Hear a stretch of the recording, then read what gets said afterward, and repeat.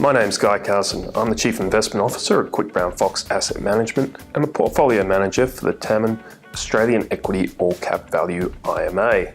So reporting season's over and the headline numbers showed strong growth. Earnings expectations for the full year have been revised up to 18% for the ASX 200. That earnings growth has come on the back of resource companies and rallying commodity prices. The profit growth in that sector has led to increased shareholder returns, with Rio announcing a share buyback on top of its dividend.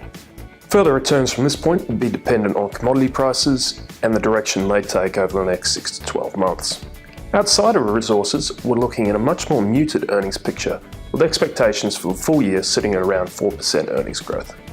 Moving to the other major sector on the ASX, banks, and they gave us a positive surprise during reporting season. This was on the back of higher trading revenues and lower impairment charges.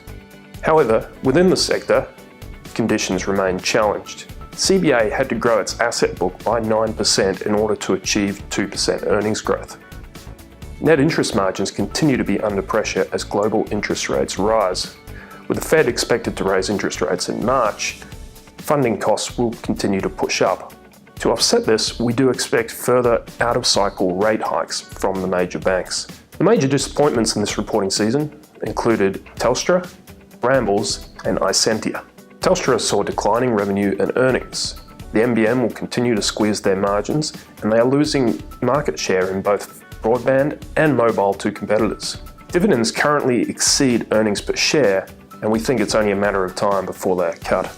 Brambles downgraded full-year expectations and appears to be struggling to find growth. The company has spent a significant amount on capital expenditure in recent years, and this has added very little in terms of top-line growth. Isentia is a recent private equity IPO and once market darling. The company downgraded earnings at their AGM back in November on the back of their move into content marketing. At their half-year result, they once again downgraded earnings. But this was on the back of market share lost in their core Australian business. This is a much greater concern to us. There were some positives at the top end of town. QBE showed the first signs of recovery in their US business, while Woolworths showed a return to sales growth for the first time in a while, although we still note that margin pressure remains an issue. Moving to some of the sector themes we noticed during the reporting season. One of the standout sectors for us was IT services. We saw positive results across RXP Services, DWS, Melbourne IT, Data3 and Dicker Data.